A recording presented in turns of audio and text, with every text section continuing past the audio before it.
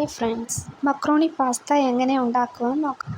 ആദ്യം നമുക്ക് പാസ്ത വേവിക്കാനുള്ള പാത്രം അടുപ്പത്ത് വെച്ച് അതിലേക്ക് ആവശ്യത്തിന് വെള്ളം ഒഴിക്കുക. വെള്ളം തിളച്ച് വരുമ്പോഴത്തേക്ക് അതിലേക്ക് ആവശ്യത്തിന് എണ്ണയും ഉപ്പും ചേർക്കുക. എണ്ണ ഒഴിക്കുന്നത് പാസ്ത ഒട്ടിപ്പിടിക്കാതിരിക്കാൻ. പാസ്ത വെന്തു വരുമ്പോഴത്തേന് നമുക്ക് അതിനുള്ള അരപ്പ് റെഡിയാക്കാം.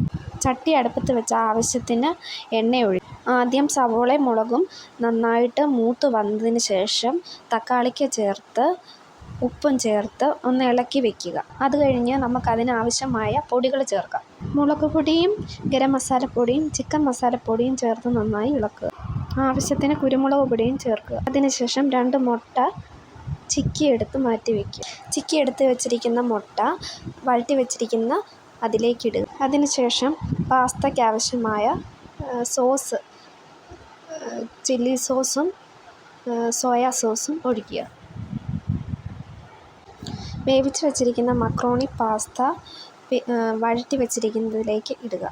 നന്നായിട്ട് ഇളക്കി യോജിപ്പിക്കുക. വീഡിയോ ഇഷ്ടമായെങ്കിൽ വീഡിയോ കാണുന്ന എല്ലാവരും ഒന്ന് സപ്പോർട്ട് ചെയ്യുക, ലൈക്ക് ചെയ്യുക, കമൻറ്റ് ചെയ്യുക.